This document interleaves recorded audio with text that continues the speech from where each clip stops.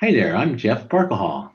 I was born in Philadelphia in 1957 um, because my mother and father were young newlyweds, and my dad worked in advertising, like radio and TV advertising, mostly radio, I think, in those days. And he had a job very briefly in Philadelphia. So I was born in Philadelphia, but then we moved back to New York.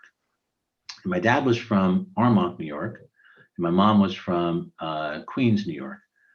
And um, when one funny thing was when they were dating, my mother was at my father's house up in Armonk and saw a picture on the wall of an old homestead, and she said, "Oh, we have that same picture in our house," and that was the Horton homestead.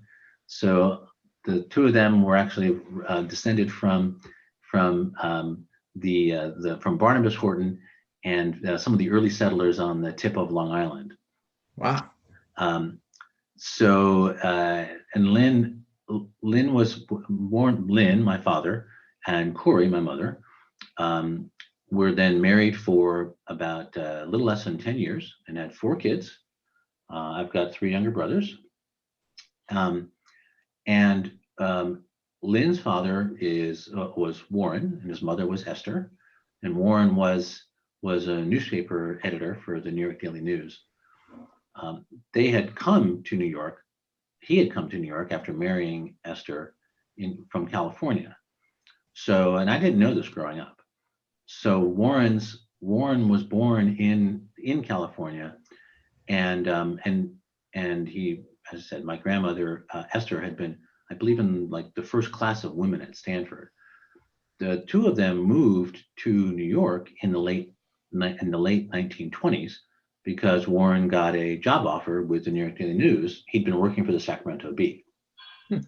Um, what's really interesting, of course, that migration from California to the East Coast, that was sort of the second. Now then, um, we repeated that with my family in the mid 1990s by moving from the East Coast back to California, which I didn't really know until then was back to California.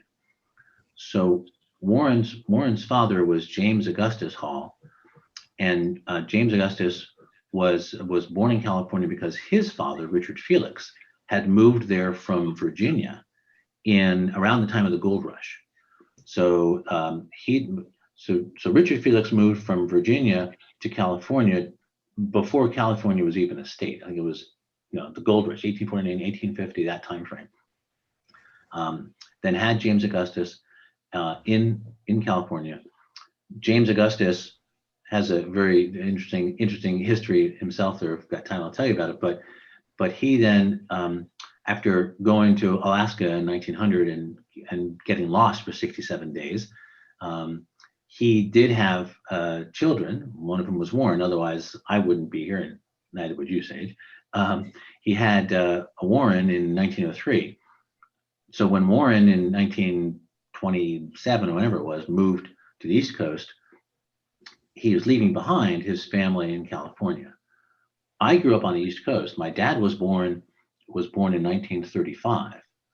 Um, James Augustus, so my dad's grandfather, my great grandfather, James Augustus died in 1933.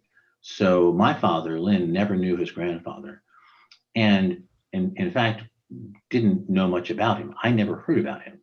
It was only when we were on the cusp of moving to California in 1995, and I was visiting my aunt and uncle and other people, and my aunt said, "Oh, you'll have to say hi to your great aunt Alice."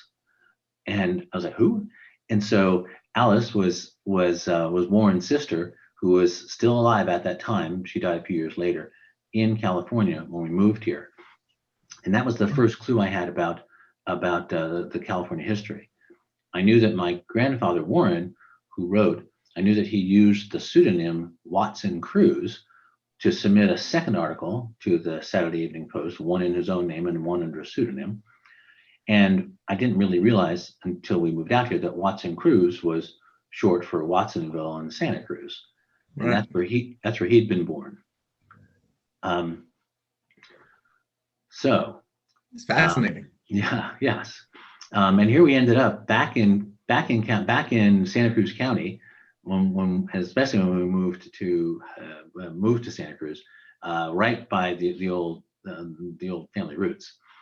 There's a road in Watsonville called Hall Road that ran to the family ranch, Hall Ranch. So Richard Felix. So my grandfather was Warren, his father was James Augustus, and his father was Richard Felix Hall. Had established this ranch on what's now Hall Road there in Watsonville.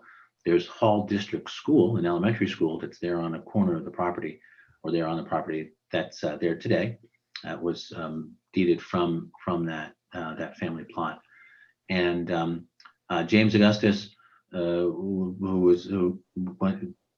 James Augustus, the one who got lost in the Klondike in 1900, he was the Watsonville mayor for a time. He was on the California legislature, in the California legislature for a term.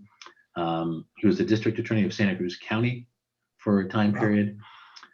He moved from Santa Cruz to San Francisco, or after he came back from Alaska, and that was 1900.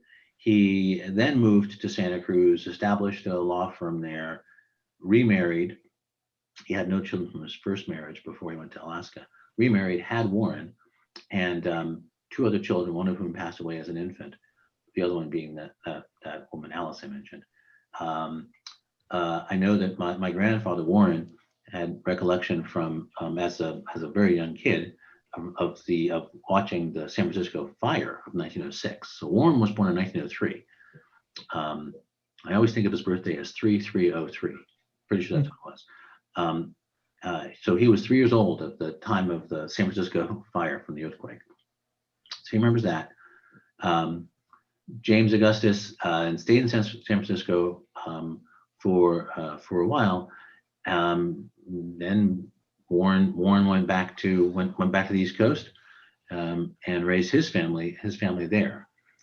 So it's interesting to have come back full circle, back to California, unknowingly from family roots.